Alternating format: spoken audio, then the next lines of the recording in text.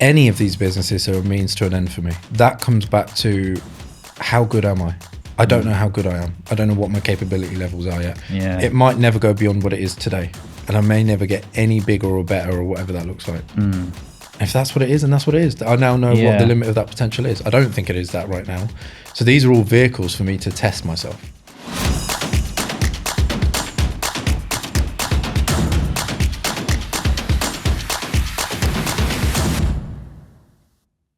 Roheel Ahmad, delighted to have you on the show, the Purpose-Led Leadership Podcast. We have worked together.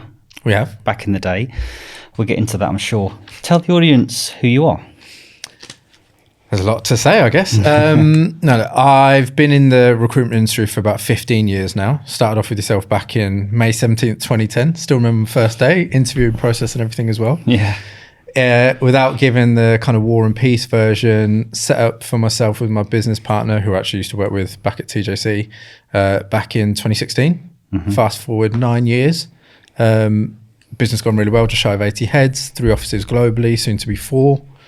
So I think we've done a really good job considering we're completely bootstrapped. And now in the tech world, still servicing the recruitment industry, but yeah, running a tech business. Amazing. I'll try to remember the interview that we had back in the day, and I'll probably ask you some of the same questions. It was quite a long time ago. Let's talk about your journey first. Actually, it's kind of like since you left school to kind of the TJC years. Let's go into that. So, what have been your highs and lows? Would you say? So I went to university, didn't do as well as I should have in my A-levels. So even that was not the greatest start in the sense that messed around and found GCSEs quite easy. Didn't take first year of A-levels seriously because I found GCSEs quite easy and got decent grades. Yeah. Was predicted, I think, 2 A's and a B to study law at King's College. Did not get anywhere near that and ended up at Kingston Uni instead of King's College. So a bit of a difference. Did first year law, didn't enjoy it that much. Got into a few stupid situations, which probably got me distracted in terms of things like fights and police and stuff like that, which wasn't great. But then I found myself quickly not enjoying the degree. I don't think it was just the degree itself. I think it was the fact that I was theoretically studying as opposed to doing something practical. So I was doing more silly things across those sort of couple of years. I was quite nocturnal and et cetera and stuff like that as well, and up and down the country and whatever else, not really focusing on my studies. So once I completed my degree, other than a little stint working up in the Midlands, once I'd kind of recovered from an ankle injury that I'd had, found my way back to London. And then through interviews and a few other processes and so on as well. Worked at one recruitment business before TJC. Lasted 6 weeks there.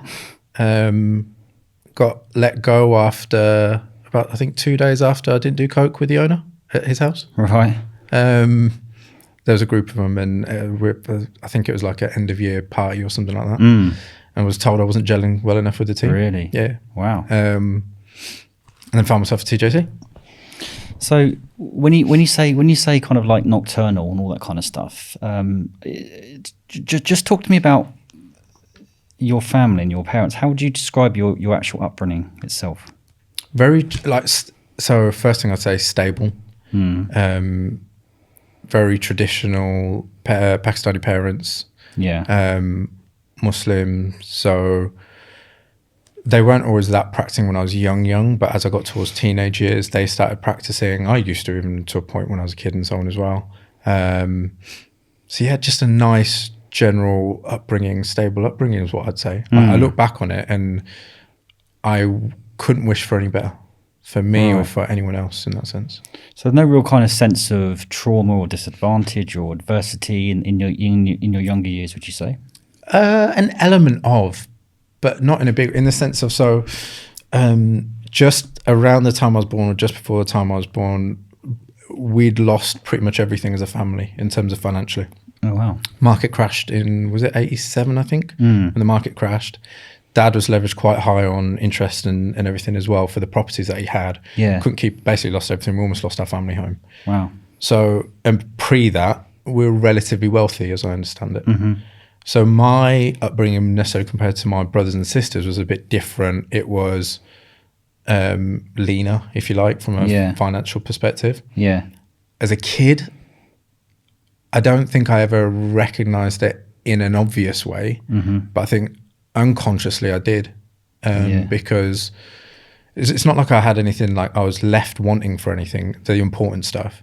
Yeah. But I remember early on, there were certain things that I wanted, like the new Batmobile for Christmas from the Index catalogue and stuff like that. Yeah, I remember. And I cottoned on that mum's response of maybe next time was always mum's way of saying no. When she didn't want to say no, she didn't have the heart to say no to me. Yeah, right. And so very early on, I kind of clocked on of, okay, if I want something, I have to find my own way of getting it, from probably about year 5. So yeah, but not in a negative way. And then you'd see some other stuff. You mentioned fights and police and nocturnal. What do you mean? What happened there? Pride. Yeah. Ego. Yeah. Not allowing myself to back down in a situation that it would have been smarter for me to walk away from. In some of those situations, there's been instances where I wasn't doing anything wrong, was out, for instance, one night, one guy had barged a mate that I was with. The group that I was with didn't really see anything, so carried on walking. Yeah. And I've stood my ground against 5 in front of me. Wow. Now, in hindsight, I should have walked away. He was drunk at the time, etc. But as I'm arguing it out with him and his mates apologising, I get hit from this side. Really? I've turned around and what the are you doing? And then I get hit from this side as I'm focused on him. And then it's dawned on me, okay, we're about to go. Yeah. And then the next thing I remember being picked off the floor by the police because I'm getting my head stamped in and et cetera, et cetera. No way. So those types of situations where in hindsight, could I have walked away? Yeah. So how do you describe yourself then? You, having known you for a number of years, you strike me as someone who's quite... stubborn's the wrong word. No, stubborn's the right word. Go on. You wouldn't be the first one to describe me as stubborn. I think I've got better with it, but Scott would be a good judge of character on that. He's known me a decent amount of time. Yeah, I can. Where's that stem from? Any idea? I joke and say I get it from my mum. I think that runs through us in our personality and culture a little bit, but mum would also say that I've taken it on to a new level compared to her. But sometimes embracing that as a positive, I think sometimes you do need to be stubborn in business, or certainly driven and focused. And you remember what I was like? I was kind of like, where do you think that's helped you in your life or your business? I look at things like stubbornness and pride as being both a blessing and a curse, because they can drive you as well as hold you back on it. So that stubbornness, when I was at TJC, after the kind of fear of failure had immediately left, having just been sacked 6 weeks previously. That probably drove me for the first 12 months. Then beyond that, it was that kind of pride of, no, actually, I back myself to be better than anyone else here. I think I can perform better than anyone else here.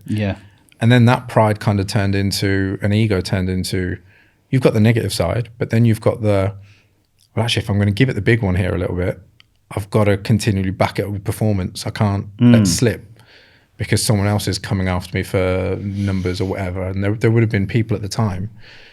I don't remember Ian Pope. When he joined. One of the first things he said to me was, so I heard you're top biller. Right, that won't last long. Well, he didn't last long. No, exactly. Exactly. A few phantom deals. Yeah, absolutely. I remember that in the Bristol office. He walked up, did the old gong, like. At Christmas party. I remember. But that wasn't by then. I remember saying to him, "I've heard this all before. Let's see." Internally, I was shitting myself because I didn't know who he was. He come with a big reputation from before. And so then it was shit. I have to work double now because he's got more experience. He probably is better than me.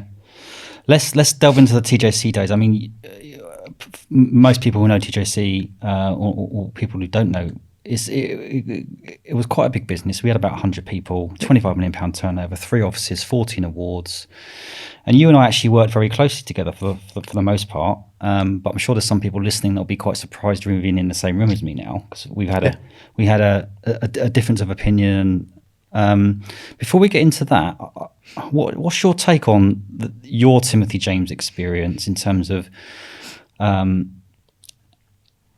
highs and the lows? And for me, during its time, it was one of the best businesses out there on its day. What do you think the keys to the success were, and where do you feel? I'm asking a dangerous question here. Where do you think it went wrong as well? So look, we'll come back to the end bit afterwards. I still refer to it, and I had a conversation with Scott probably about 4 weeks ago, actually, referring back to our days as consultant TJC. When you look back on technologically how it was set up, it wasn't amazing. No. With the remote servers, and we had Bond Adapter, which looked like Windows 98 and stuff like that, Absolutely. right? We didn't have emails on phones at the time or remote working or anything like that. I say that now, and half of the guys in my old business look at me like I'm a dinosaur or something like that. I don't know if you remember, we used to have to write the HTML code on the mail shots manually. Oh yeah, I do remember. Figured that out. The bold and the italic. Yeah, and the forward slash and blah, blah, blah. Yeah. And when I look back to those days, I remember coming in most weekends with a group of 3, 4, 5 of us, Will, Scott, Gareth, Dan, and a few others, because that was the only time we could add our contacts. Couldn't do it in the day. Right. Because if someone sent a mail shot out from Bristol, we couldn't do Sweet FA in London. It wouldn't log anything. It wouldn't do anything. Yeah, sure. And yeah, I look back on that, and that was the expectation. The rest of it, I look back on the training, and the training that Pat gave me, despite him not lasting and everything else. Yeah. He trained me fucking well. It was process, wasn't it? It was brutal, but it was good. I don't know if you remember, you came in once onto the floor before you and I really got to know each other. I was pretty new and embarrassed me a little bit on the floor, in front of everyone on the floor. Did I? But that actually worked for me in a weird way, because it was right, I'll show him. What did I say, by the way? I can't remember that one. Just pointing out something you hadn't done or something. No, I think Pat must have said something to you or something. Right. And you'd come onto the floor and say something like, is this the one that you say is decent? Well, I'm not really seeing much from him or hearing much from him in front of the others. But my personality was perfect for me. Yeah, cool, I'll fucking show him. See, these days, mate, just to interrupt you, if you did that now, I think leadership's changed, man. Business has changed, isn't it? I think the audience has changed. Yeah. I think you really have to know the individual to really know him. Yeah. Before you could say something like that, to know how they're going to react. Yeah. I think more people would crumble psychologically under that than back then. Yeah. But I look back on all of that. I did not mind one jot of needing to come in on a weekend. I did not mind one jot on the effort levels that we had to put in because we were having a good time. And it wasn't about management. It wasn't about Pat in that office because he was there, etc., etc. It wasn't about anything else. We had a good group of people. Yeah. We worked our asses off, but we had fun doing it every day. Yeah. And that for me is something that I still look back on. And when I was part of FB and the rest of it, are we doing that on a daily basis? And if not, how can we kind of get back to that? That's culture, isn't it? I can't quite. If you ask me how we did that, I probably couldn't tell you. But for me, that's what you want. You want to do that. And I think this whole work from home thing, where people were despising the office, that's coming back now. But I think culture is that. It's that kind of. But we had the camaraderie, we had the process, we had the team, and I think we played to our strengths as well. I think I quite like the fact that I did contract and Pete did perm. I think that worked quite well. Yeah. And the London office, we tried a few different managers in there, didn't we, as well? I had a few. That right? Yeah. I'd had a few in my time there. Because I always say that sometimes you can learn the most from how not to do things. Yeah, I agree. What else did you learn in those years with the different managers, and how myself and maybe Pete and other people led you? There was a lot that I took away of, and again, like despite kind of whatever happened at the end, I'd be lying if I hadn't referred back to some points and memories of how did you get buy-in from consultants, or how would you have handled that situation back in the TJC days in a certain scenario, or especially a lot with the kind of people human side of it. Process, I think Pat did a good job of sort of training and giving me the foundations of that. the extra stuff I learned a lot from you and Backhouse in terms of the client relationship type stuff and so on as well. But process, I'd say, mainly came. Yeah. I learned a lot from Pat in doing that. So going back to that point you made about you guys coming in the weekend, which is brilliant, which I actually wasn't even aware that you did that. Which We is had brilliant. to. Right. We wouldn't have been able to do Right. what was expected of us Right. in the hours that we had. Yeah. Because we couldn't add contacts. We couldn't send our mail shots. So what was it about what we had there that made you want to do that then, do you think? Because I knew I could see enough success around me from the others in terms of what they were doing, what they were earning, Right. etc. to say, if I want to get to that, this Yes. is what I just have to do. Yeah, just breaking it down, and the evidence was there for everybody to see, wasn't it? Of course. And I looked around. So I think Will Gilbert took me under his wing when I first joined. Yeah. But I looked at Will and thought, he hasn't got anything that I haven't got. No. He's just got 18 months ahead of me. Yeah. And you can't stay 18 months ahead of me if I want to overtake him. I think that was the key thing to looking at myself. I was born in a caravan, council house boy, not really a natural salesperson, but I think I had this insatiable belief when I was on the phone to a CEO. I didn't put them as inferior or superior. I kind of I don't think I was anything special, but I think I hopefully created something where I think it's belief as well, isn't it? We created that. Lack of fear, consistency. Yeah. I think a lot of people think that sales is this mystic art. And I actually don't think it is. I think you've got to have a set number of processes and consistency. Yeah. And then you can try and add the art on top of it, if you like. Yeah. I still think you'd be a competent to good salesperson if you're consistent and you've got a set of processes and you don't deviate from them. Yeah, yeah. And work your ass off. Yeah, and it was a real shame the way it ended, obviously for myself and those around us. And I've talked about it openly on LinkedIn, as you well know. And I think that I'm just pleased that you and I are here now. But what was your experience of kind of the end of that and how we've arrived here now? What's been your journey with that? I was disappointed for a couple of reasons. I was disappointed because I sat once upon a time in front of you in Backhouse at interview, said to you, I will be disappointed in myself if I don't make director in 5 years. Now, look, I'll be really honest. There's a part of me that in the interview, I didn't know any better. And there's a bit of bravado and me selling myself in that. But actually, once I started to get my feet in the table and part of that business, at the end, I was disappointed that I never got to see that through because I thought I would have had the ability to do so personally. And you would have given me the opportunity to do so as well. Yeah. I think a lot changed after Pete sold and James Khan entered in.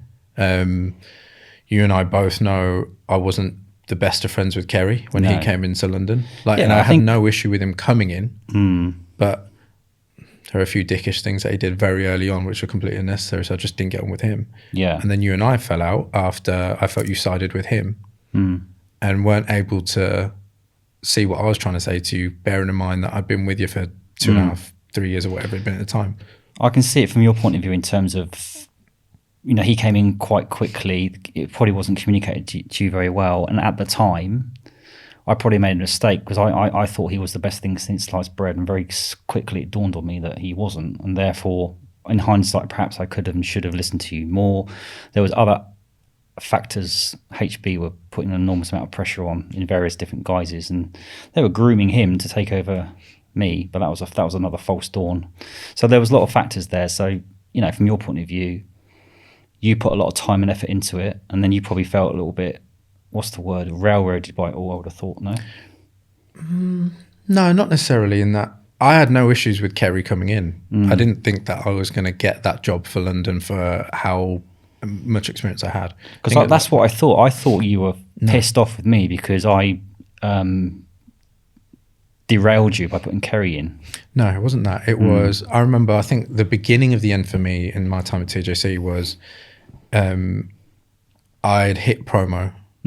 You'd come from Bristol. And then you sat in the meeting room with me and Kerry and you denied me my promotion because he said I was being a distraction.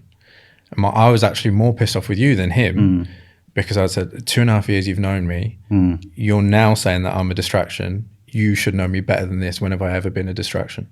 But you were kind of going with his say-so at the time as opposed to trusting our relationship that we had. Okay. Well, when you put it like that, I can understand why you might have had a bit of a beef with me. But I assure you, I don't think it was as straightforward as that from my side. But what I will say is that all things happen for a reason. you then left and built a fucking massive business. So There's not 1 ounce of regret or Yeah. anything in that sense at all. That had to happen to get to today, for instance. So, there's a lot that I took from there. yeah, I'm really pleased and proud. There's other people like Charmaine, like she's built a 30 million quid business, and it's it's not just down to TJC or me or Pete, but I think we can safely say that there's elements of what we did there has helped you with Forsyth Barnes. So talk about your business then. So you and Scotty, you've done well. What's that trajectory been like? You bootstrapped, a bit like very similar to TJC in a few ways, right? Yeah, bootstrapped from day one, 9 and a bit years. As I said, 3 offices, hopefully soon to be 4, with Dubai opening up as well. I think it's been a great journey for everything that we've done. We've got an EMI scheme in place, which Scott and I have committed to giving a third of the business away to our people. Wow, a third. Yep. That's a lot. It is. A lot of people have told us we're stupid for doing it, but it's our way. And it was a vision that I remember I was speaking to Scott before we set up, and we were kind of discussing it, of rewarding those that have been in the trenches with us from day one, and had the most impact. It's not, to this day, I don't do this for personal gain in the sense of I will earn millions and millions and millions. I'm confident if we do a good enough job, we'll get there, and that will be a byproduct. But I looked at that in a similar sort of way that I looked at commission when I was a consultant. It wasn't about the commission. It was about, if I'm successful, the commission has to be there anyway. Because I was like, it was all about it was money to an extent, and earnings. And I was quite flash and spent the money, and Really? I was like, people who look at me now would not, they wouldn't recognise me. I'm a different man now, as you can probably tell to what I was back then. But you're quite measured, aren't you? So you're quite kind of, I'd say a bit more probably astute with your money. But it's not about the money for you. It's what is it about? What's your purpose? Why are you doing what you're doing? For me, it's about trying to live the life that I want in the way that I want. So it's convenience and freedoms. So if there's going to be anything that's ever flash, I like cars. So what cars you like? In general, I like cars, but I've got a Porsche. So nice. Yeah. There's that. But when it comes to things like watches or designer gear, I'm not asked at all. Not for you. No, I've never been that bothered about that. I think that comes from my upbringing. Yeah. But things like, if I want a cleaner because I just don't want to spend the time doing something, have I got the freedom and capability to do so? I don't really enjoy doing the gardening. So can I afford a gardener? It's those, when I talk about freedoms and convenience, it's that type of thing. See, that's really interesting because, when I worked at S3 and Computer Futures and all these places and TJC, it was all about, so earning money, what you're going to buy. You're going to buy a nice watch, a nice holiday, a nice car. And back in the day, it was like you had to demonstrate that you were like a lunatic with the money kind of thing to be considered a good recruitment consultant. I think it's changed so much, actually. How did you motivate your team? Because I think a lot of what me and Pete did, we spent a lot. We went to the Monaco Grand Prix, went to Vegas, we did all these things. Do you still do that? We still do those. Right. Yeah. I mean, yeah. But it's not like trying to be flash with it. It's given the guys an experience that they would have never thought to have sort of booked or been able to experience for themselves. Yeah. And again, look, I'll be honest, a lot of the inspiration came from TJC, from things like the Monaco trip and so on as well. Yeah, yeah. But it's doing things in a way that they just wouldn't naturally experience if they were doing it for themselves or necessarily think to do it. Yeah. So the places, like we do our kind of like lunch club equivalents, we've always done Michelin star restaurants. Right. Yeah, yeah. Now, at the time, I don't know what it is now, there were 3-star restaurants in London. Yeah, yeah. We've been to 2 of them. It's loads now, yeah. And we've done things like the dining tables and the kitchen at Gordon Ramsay's restaurants and things like that, where you've got the whole kitchen, guard of honour kind of clapping you in and things like that as well. So didn't you spend a fuckload on your office at one point? Both, yeah. Yeah. We've just got, before COVID or something, wasn't it? yeah. So we were homeless essentially just before COVID hit, or as COVID was hitting. Yeah.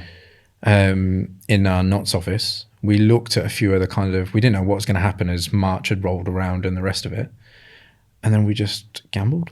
Right. And we said, look, it's going to go one way or the other. We back ourselves to work our way out of it if it goes the wrong way. Yeah, yeah. And we took a massive space up in Knots, which is, I think, something like 5 or 6 times larger than the space we had before. Yeah. And it had nothing in it. No water, no electricity, no nothing. Yeah. So we have to get all of that fitted in.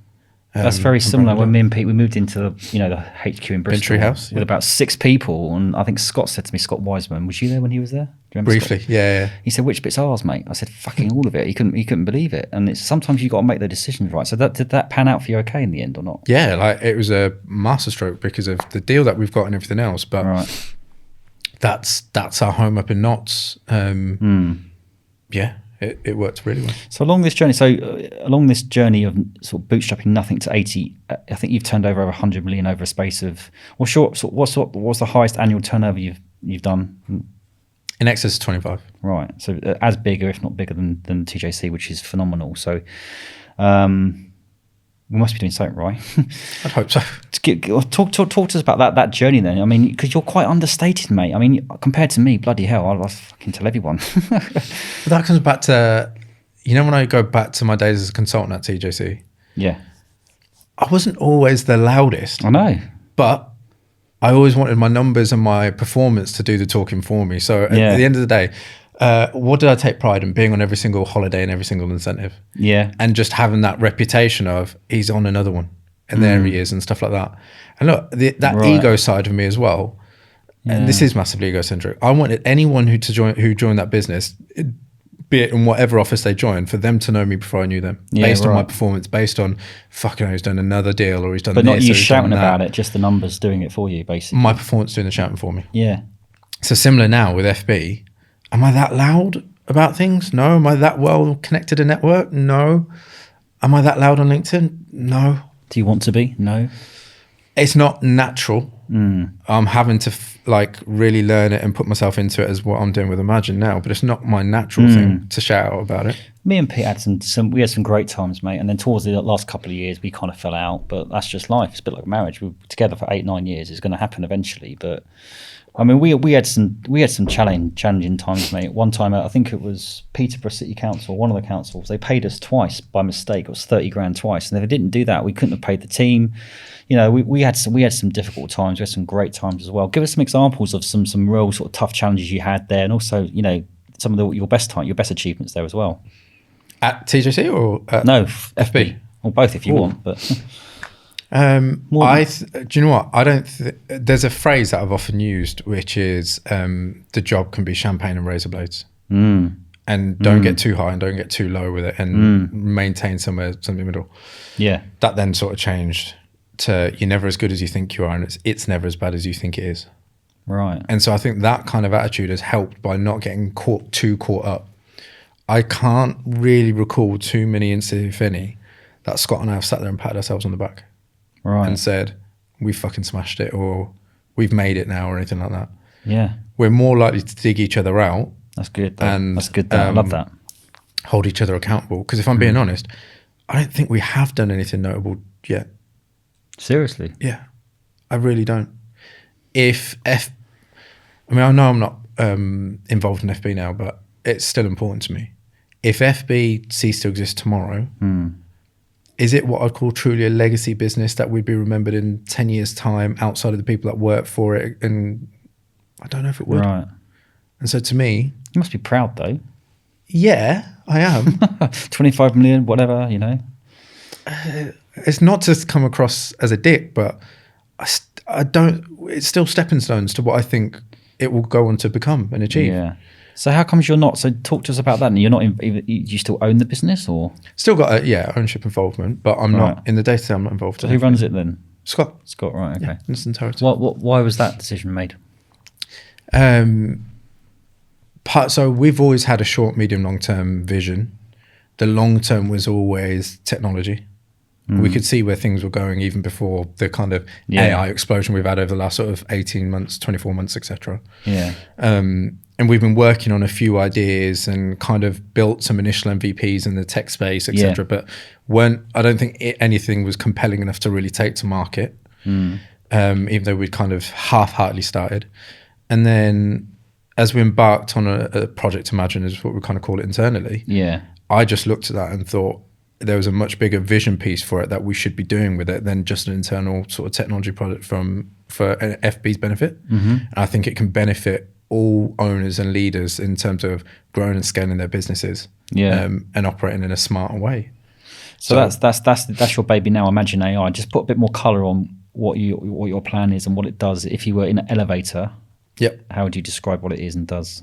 In a real short space, it's a customer relationship development system that replaces current CRMs and ATSs, natively built with AI, essentially consolidating your tech stack, giving back your consultants time, increasing your sales numbers.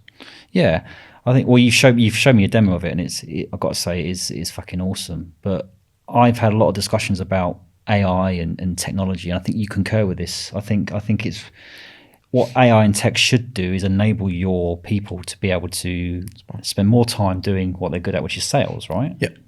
It's not just what they're good at, it's what they're intrinsically motivated to do. And so getting a good salesperson, or even a competent salesperson, to do admin stuff, which their brain is not naturally wired to do, is tough. You're pushing shit up a hill. So why bother? Why not let the technology take care of all of that? And get them focused on what they actually want to be doing, what you want them to be doing, what you're training them to be doing. So it's not a replacement for the consultant, it's a replacement for the time-consuming tasks, I think, isn't it? It's an enablement support type platform of which it engenders great consistency in what the individual user is doing. But it's taking out all the repetitive tasks and admin that they have to do on a daily basis anyway.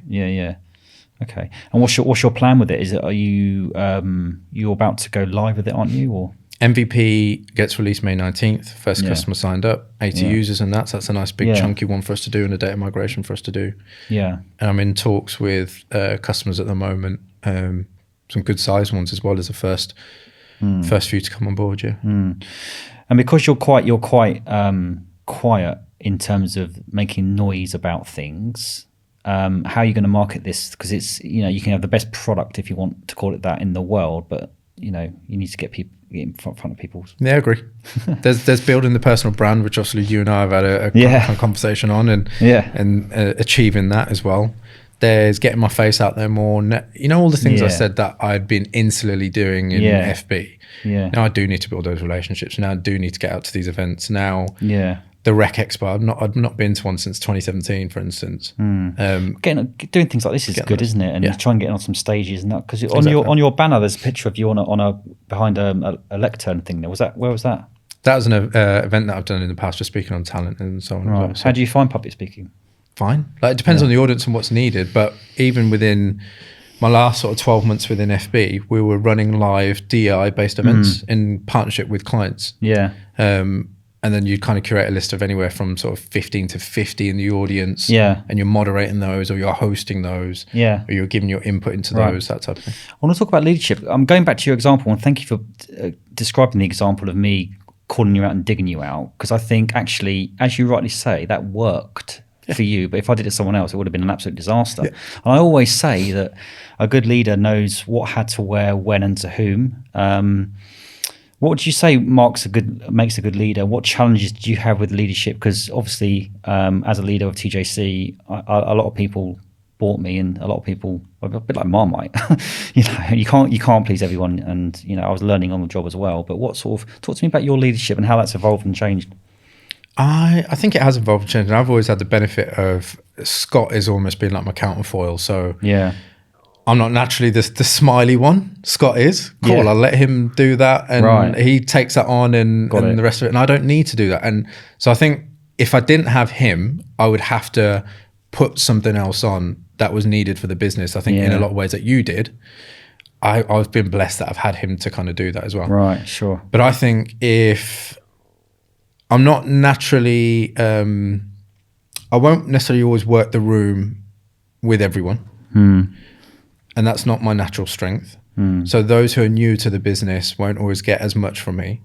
But those who have spent a bit of time, who kind of get to know me a bit more and I get to know them a bit more, will know that I'll go to the ends of the earth for them. And so invariably when there's been those kind of more, we went through a period where we had a lot of family deaths through to things like cancer and stuff like that, parents and so on and so forth.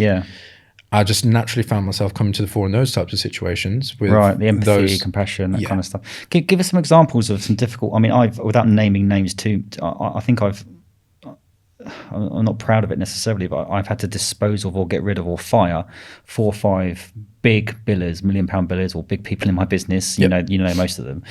Any examples where you've had to kind of, you've had to step up outside your comfort zone and do some challenging stuff as a leader? Yeah, I mean, I don't think it's ever nice when I've had to kind of exit an MD, for instance, from one of the offices. Oh, wow, right, yeah. Never great. I always take that really personally in the sense of that's my mistake. So if I'm now exiting, that's down to me as well. I've got to hold myself accountable for that. I brought them in. They've not worked under my watch. Yeah. It's never an easy kind of conversation to have.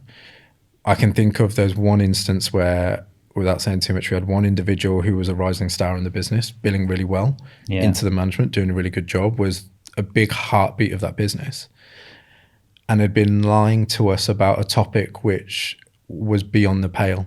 Yeah. And he'd crossed a line, many lines in fact, about what he was lying about. And the people he was lying about it to were who had kind of been impacted in their own ways because of it as well. So to go through a kind of disciplinary process, and he was well liked in the business, was a shock to us all. Yeah. So then to make that decision, it kind of ultimately fell down to me being involved in that process and so on, to say, do we actually exit him? Is there a way back for him? But he'd just broken that line of trust and integrity to a point I just didn't feel was repairable. So we had to make that decision. And it was one of those where, fuck, this is going to have a huge impact on the numbers. So you would have seen that debate of numbers versus culture and integrity and everything else. We had to make that decision. I just didn't see another way forward. But it worked out fine in the end. And what about having a business partner? Some days it's great, sometimes it's not. What would you say? I'd say there's more good than bad. Yeah. Don't know if you'd say the same about me, but look, we've been best mates since TJC days. So we've known each other. I think he joined July, August 2010. Yeah. I'm sure I piss him off plenty. Different personalities, but work really, really well. So I will be the kind of, he'll be the more kind of conservative, structured one. Yeah. I'll be the more, let's take the risk, it will work itself out type thing. Yeah. When we put budgets together, or when we have put budgets together, he will go and do the really scientific spreadsheet version. Right. I'll do the intuition, what do I think, add it all up. And we're usually somewhere with 100, 200 grand of each other, of what that number looks like. Yeah. So we get to the same place. But I'm hugely, hugely blessed that we've got a similar sort of ambition, a similar sort of drive in different ways. I think we were a lot more similar at the beginning, but what started to happen is we're doubling up and having a lot of the same sort of conversations and a lot of the same responsibilities. Yeah. From about 2019 onwards, his strengths have come to the fore more, my strengths have come to the fore more. And then I think through a bit more maturity over the last few years, I've been able to go to him and say, listen, mate, I can get this done, but you'll get there a lot quicker and you'll probably do a better job. Could you take over this? Yeah. And he'll come to me and say, listen, you're better at this. That is a really important leadership skill to have, is understanding your strengths and being humble enough, or removing the ego to go, actually, you do that, I'll do this. And I think that's important. Also, having good people around. We had people like Ian O'Dare, but he, a lot of the things he did really helped the business. There's some things that his communication style was different to other people's, and we had not naming everybody. We had Christine, Claire Trotter. We had all these. We had some great and all these people, and I think it is a people business. Yeah, 100%. You've got to be surrounded by the right people around as well. And I would, not as a comparative point, but I would look at the people that are now in FBs surrounding Scott. I think he's got a really good team of people around, who work their asses off and will go above and beyond. Yeah. And I think I learned a hell of a lot, and obviously bringing HB in was not probably my finest moment, but the environment changed completely, didn't it, when they came in? Yeah, I never know if it's a HB thing or a Kerry thing, but I remember on my leaving do for London to go to Manchester, he'd given tokens out to everyone.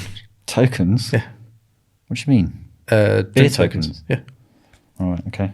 So, and I think there was an approval had come through, because me and Scott used to take clients out, and we would spend quite a bit on nice meals for clients at the Ivy and stuff like that, but we always bought it in for you at the time as well. Yeah. And then I think it was you've got a £30 a head budget come in. Ridiculous. So fucking what I'm going to do, take him to Nando's. Oh, it was so difficult. It was that Yeah. of thing, which we could Yeah. start to see creeping in as well. I was under enormous pressure to get rid of certain people, and but we're through that now, and I think we, you live and learn, and everything else. And in terms of your new business, Imagine AI, are you gonna bootstrap that? Are you gonna get funding, or what are you gonna do? We're in some early conversations on the funding at the moment. Are we taking that funding because we're desperate and we will run out of cash? No. We can sustain it if we want to. Yeah. It's just about supplementing the level and the speed of growth that we want. So if the right opportunity comes around, what that looks like, then we'll take it. Yeah. But it's to further that development roadmap that we've got. Yeah, and it's making sure you choose the right partner.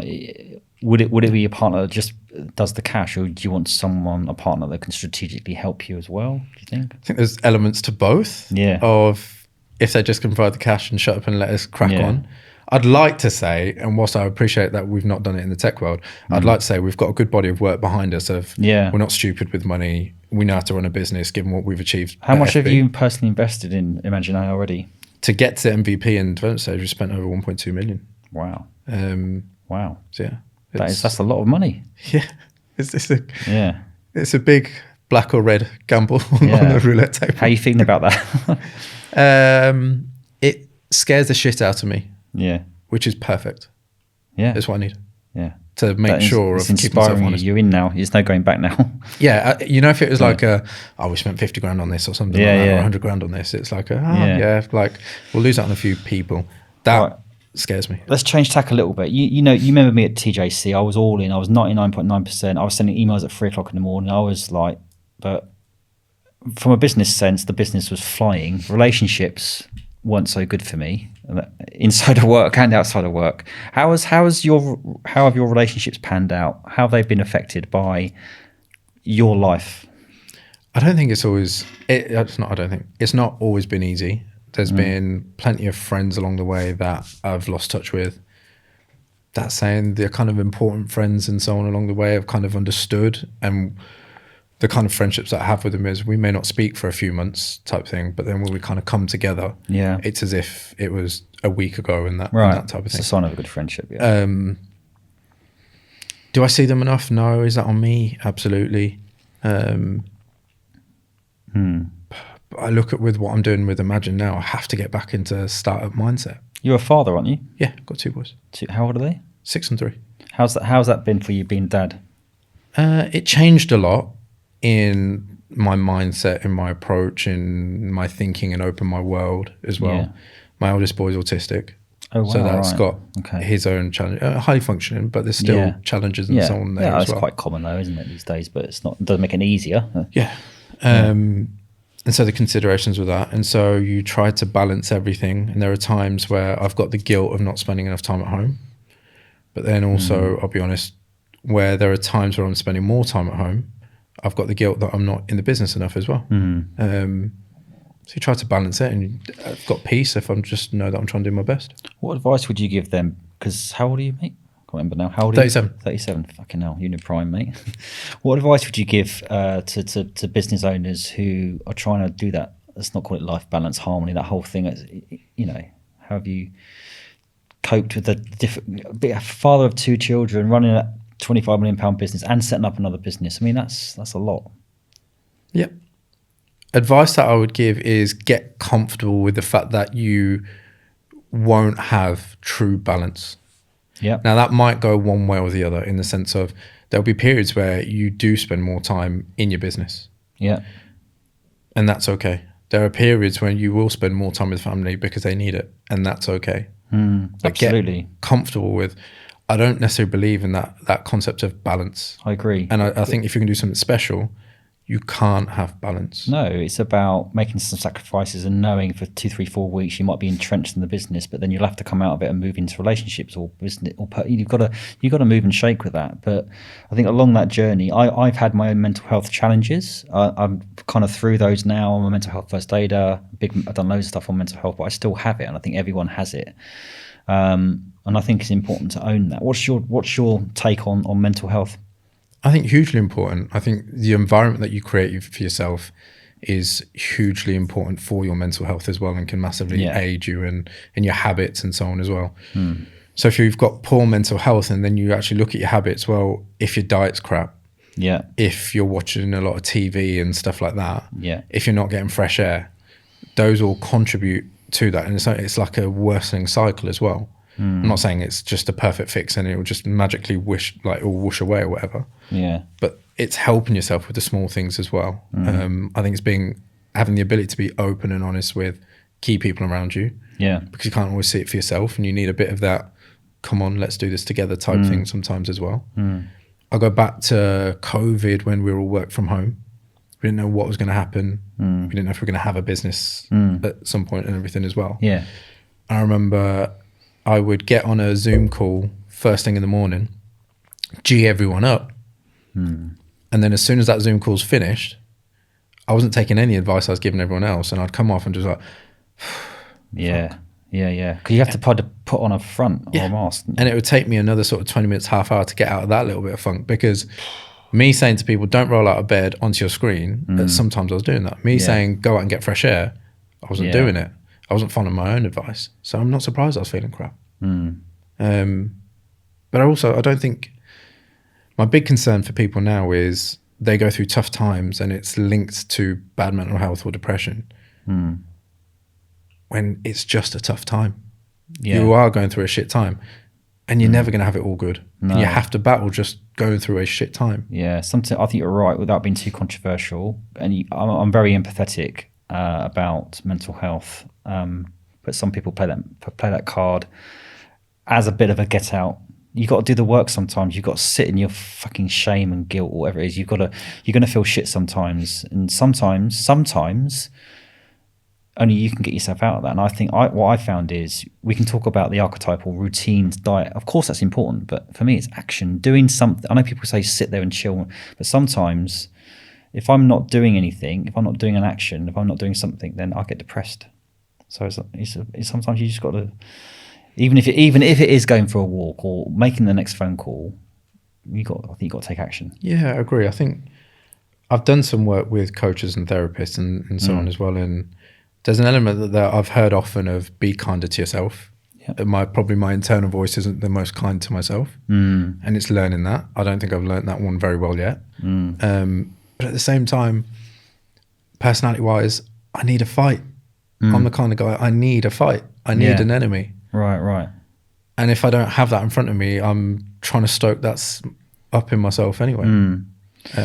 So the way it transpired at TJC, did that in some way, and maybe what happened with me, did that in some way help you then, inspire you a little bit to go, fuck this, I'm gonna, or that type of situation can sometimes help someone? No, because from there, I think I went to LH. I had a good time there and everything else. Yeah. And then I ended up working at McLean Moore. And we just thought we could do it better when Scott and I were there, and frustrations and everything there as well. I think that's just I think I get that from my dad. That need a bit of a battle type personality. But I think your experience at TJC, LH, and that company you mentioned, McLean Moore, I think when you go through those experiences, and as you say, you get a light bulb and think, I can fucking do that as well. But sometimes you don't see the wood from the trees until you're out of the forest. Yeah. You know? If I go back to my days at TJC, I needed someone to pin myself against. So at the very beginning, it was Will. Will was kind of poster boy at the time, golden child. He was doing good, rightfully so. I had no issues with it. Yeah. So it's like, right, I need to overtake him. He's my first immediate thing, and I need in that. And then there were other people that kind of came in, like from external, who were good billers and good, capable people as well. And it was like, right, actually, fucking hell, she's now the next one that I need to take over, or the next person in the billings is the next person. I used to look at people like Claire and Alka and think, right, I've got to get to that because of their performance, etc. I always needed something to get out, or someone to get after. Yeah. I think that's so almost like did it with TJC. Yeah. So when we set up FB, for the first few years, we'd gone through, not just with TJC, we did it with Lawrence Harvey, we've done it with Oliver James, we've done it with all of these. Yeah. We've got it on a graph still. Yeah. TJC's, what profit numbers did you hit each year on your accounts? Yeah. Did you beat us? Balance sheet, yeah. Oh, I don't believe that for a minute. We still got it now. Yeah. The balance sheet's plotted out. Yeah. where profit numbers have been thingied on Company's House, what the GP is. Yeah, but you show certain things on there. But I mean, I think I can't take anything away from you, mate. I think that's good. It's showed. It's just what we needed. Yeah, it's like I've never come to you and said, "Oh, we've done this." No, or whatever. no. But it's what we needed to drive ourselves, because it was a. Yeah. I think I did say this to Tom at LH at one point, that 6-7 years in, we're ahead of where you are. Yeah, right. And his kind of comeback was, "Well, there's two of you." It's like, yeah, fair. But I think as long as you're like, you know, you're friendly about it and you kind of have a bit of banter. Yeah. You know, it's when it gets a bit nasty. That's so we bumped into each other, didn't we, last year at one of these networking things? Yep. And I was quite surprised to see you, quite surprised to see me. We don't need to go necessarily into specifics, but I'm interested around what made you sort of be sitting here now in terms of like, because obviously there was anger, there was disappointment, there was and I know that's a few years ago to where we are now. What I'm trying to say is, I think as we get a little bit older, there's no point carrying resentment, there's no point carrying grudges. So talk to us about that from your point of view. Enough time had passed. Yeah. I can choose to look at how it ended, or I can choose to look at everything that I took from that, as in from my time at the business, from you and watching you, how you were, not just with me, but across the office and so on as well. You talk about the flashness or whatever else, but you're not talking about the way you'd engage with people, the way you'd work a room, the way you'd get people bought in and buying into that vision and stuff as well. And park everything else from a business perspective. There's lots I can take and have taken from that as well. So was I holding on to a grudge for all these years? No. I don't think our paths really crossed, to be honest.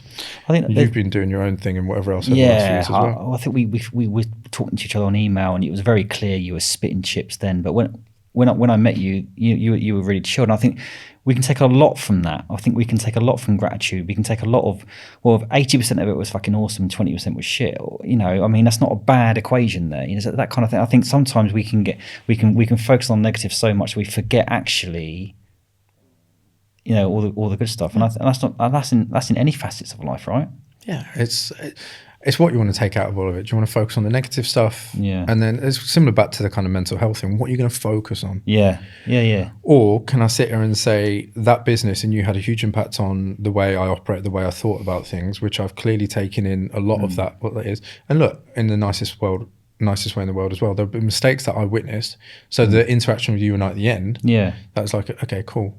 I'll try not to make the same mistakes in the same ways, because that's going to help me. Yeah. The way I was fired from my first company, which was, I think, over text. Right. Wow. At the beginning, and then a call. Yeah. I swore I'd never let go of anyone like that. That at the very least, I would do it face to face. And for whatever reason, if I couldn't, video or whatever else, I think I've done one on a call, of which it was completely unavoidable. I was on the motorway. The conversation had to happen there and then. Yeah.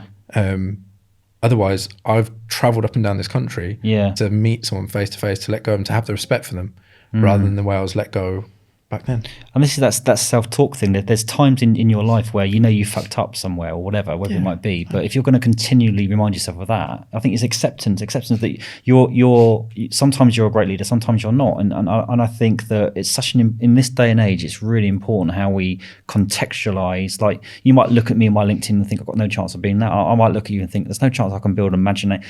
But your concept of comparing others, I think, is a good one. I've changed now. The only competition I've got is myself, and that's a bit cheesy. I've not got there yet, and I see that a lot. And I've thought about this a lot. Yeah. And just at the moment where I am, intrinsically, I don't have that. No. So we've talked briefly about like LinkedIn and personal branding and stuff like that. Yeah. Right? I've seen those numbers. Thought, fuck, how am I going to top? I'm not lying. Yeah. Well, it's in my head, it's like, right, how am I going to top that? And that's nothing to do with you. That's for myself.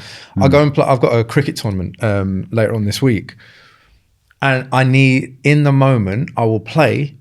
But to really kind of get me fired up, I need something to get after. I need that little bit of an enemy. I need to start a fight to then be in the fight. But that's better than not having any motivation at all. Yeah. I think at least that's, you know, what makes you tick, right? Yeah. I mean, some people say it's twisted, but it's just what it is. So apart from that, then your kind of your ruthless nature against being competitive, which is a good thing. What's your Achilles heel? What are your kind of weak areas in your life, do you think? My organisation could be a lot better. I know Scott, Mads, would say that could be a lot better. That consistency in some of those things. I think sometimes I've got a tendency to self-sabotage in that I know I've got a certain structure that will help me, etc., etc. Will I be as ruthless as sticking to it a few weeks in? If I took my sleep, for instance, my sleep's never great. Right. But it's down to me. Yeah. And is that an execution thing? Now you're more the ideas guy and you don't complete things, or? Oh, in comparison to Scott, yeah. It's right. If we were going to kind of put us up anywhere, for me, it's kind of vision, ideas, getting the buy-in in that way, similar to you. And Scott is much more detail-oriented, implementation, etc. But I think that's a good thing of, was I more detail-oriented before? Absolutely. Have I come away from having that type of trait in me because I know Scott's there? Yeah. If I'm being really honest. Okay. So you talked about Forsyth Barnes not really being a legacy business. I mean, most people in this world would snap their right hand off to have achieved what you've achieved. But on one hand, it's good that you've got that kind of motivation to go. So what is that? What does that look like? That looks like where I'm not involved, Scott's not involved, that business continues beyond us, continues to grow. Yeah.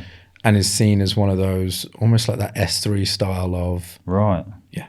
Okay. So if you wanted to put it, it's sort of that sort of level. So in terms of Imagine AI, then in terms of that, what do you want to get out of that in terms of? So for me, like TJC has been a success. Going back to TJC a little bit again, for me that has been a bit of a legacy business to an extent, but there's loads of big business. For me, that I think that is still, even though it's massively tarnished, it's still a good achievement. But I think what I'm doing now is a much smaller scale, but I'm having more impact for me. Purpose is different. It moves and shakes. I know you mentioned Forsyth Barnes, but the future for you, what's your purpose, your legacy going to look like for you personally? What, within the realms of business or overall? Just in general, because is it just about building a business, or is there more to it than that? No, the business, any of these businesses are a means to an end for me. Right. And that comes back to, how good am I? I don't know how good I am. I don't know what my capability levels are yet. Yeah. It might never go beyond what it is today. And I may never get any bigger or better or whatever that looks like. If that's what it is, and that's what it is. I now know what the limit of that potential is. I don't think it is that right now. So these are all vehicles for me to test myself. Yeah. And that's the biggest thing. I think where I went wrong was probably I judged my self-worth on the size of my business, and I think that was probably where I got burnt out. So I don't get the sense that the size of your business is important, but it's not the be all and end all for you, is it? No, in the sense, yes and no, in the sense of, I think that's the way we keep score. And coming back to the competition bit, I keep score. Yeah. But ultimately, to this day, I've never once made a decision on the business based on what's going to impact my back pocket. So it's not about the money in that way. I know the money will be there if the business is where I want the business to be. For me, it's all about, I don't just say me, testing ourselves, in me and Scott as well. Yeah. It's how good are we? Maybe we're not as good as we think we are. Maybe we're better than we think we can be right now. It's just, what's the limit of that? Keep evolving. Yeah, with FB, the journey has always been, we want to take that business public and list it on the AIM. Nice. And then continue to grow it on that as well. Why? And I know I know, I've been told all the crap that comes with it, and the red tape and the cost and the distraction and everything else.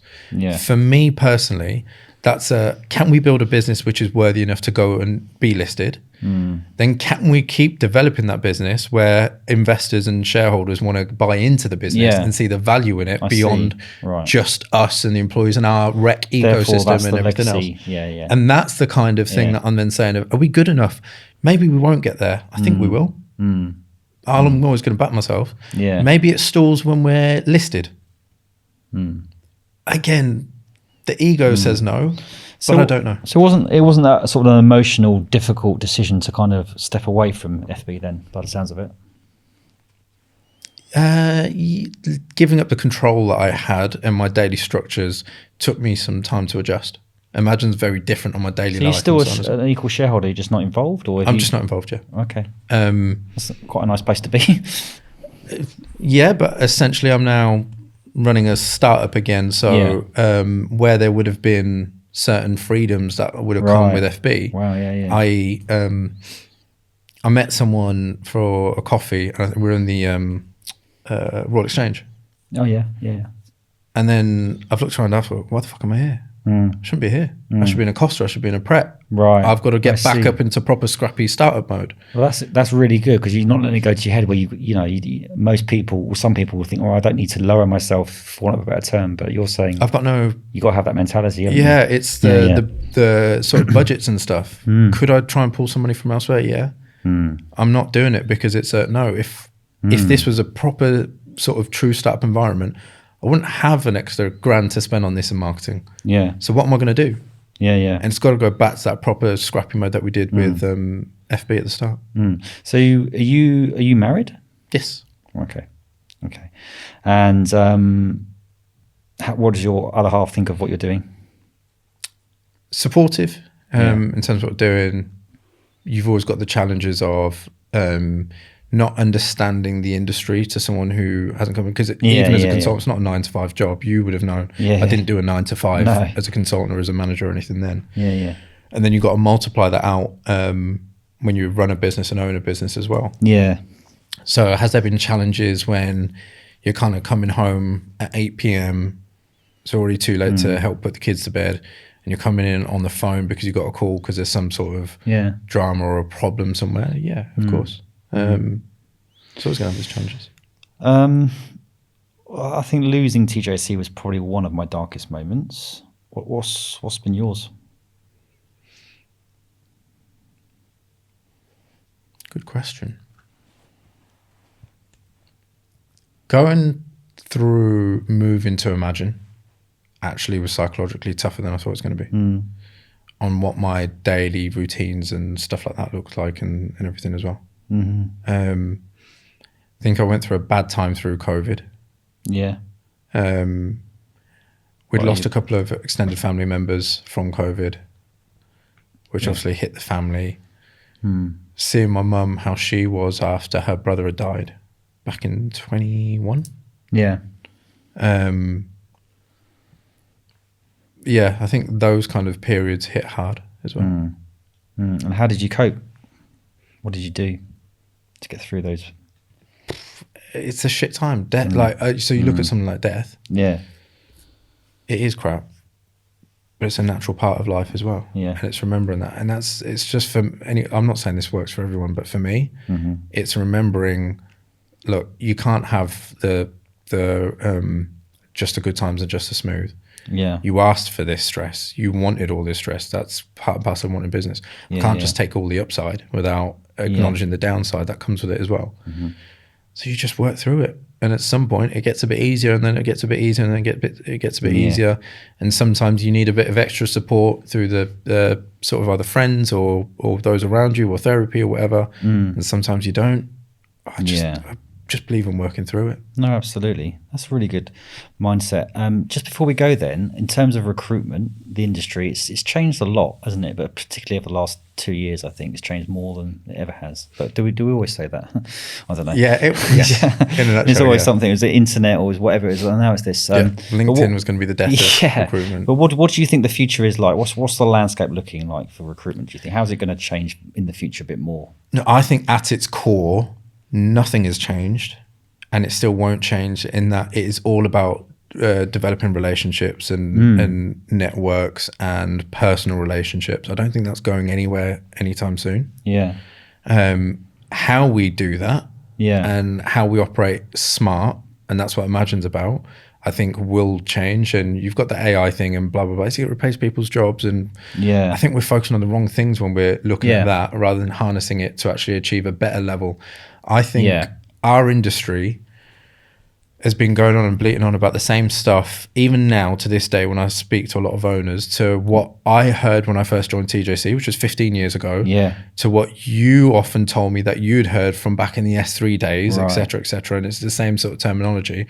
And I don't think, especially externally towards the candidates or towards the clients, is anywhere near improved enough in terms of service levels and on as well. Yeah. I think there's a smart way of doing things. Yeah. Technology now should enable the way we go out and do that. Yeah. So the information that we provide, the way we package things up and deliver that to clients and so on as well. Yeah. Developing their EVPs and so on as well. There's so much work to do there. And we're so still like the deal, the placement. Yeah. Yeah, the bum on the seat, effectively. So what would you say to the average recruitment business owner who's skeptical about, AI, it's just going to be, who's not embracing it? Conversely, what would you say to the other end of the scale where they believe AI is the silver bullet? Good luck to you both. Because I don't think you'll last too long if you're at either end of the spectrum. I think you have to accept that it's going to have an impact and can have a good impact into your business. How do you harness that for the way that you operate and the way you work? But if you're at the same time, if you're expecting it to run your business for you, good luck. It goes back to what you said, it's still going to be relationships through and through. It's a people business, isn't it? You're still going to have to run your business. You're still going to have to look at things like cash flow. Can it help you to get ahead of the problems before they become problems? Yes. But if you're still going to have a problem to solve where your client's not paying you on time, or really what your process is, blah, blah, blah, blah, whatever it might be, no, it's not going to replace that. So where can people find you if they wanted to learn about you and Imagine AI and all that kind of stuff? Website, imagine-ai.com. Admittedly, not a whole host on there at the moment, but it was built in stealth. And LinkedIn. Yeah, getting more and more active on LinkedIn. So join me for... You'll be as good as me at one point on there. Fingers crossed. Better. Mate, I can't thank you enough for coming on, and how proud I am of you. And congratulations, not on just FB, but to do Imagine AI as well. Well done to you, mate. Thank you. Thanks for coming on. Appreciate it.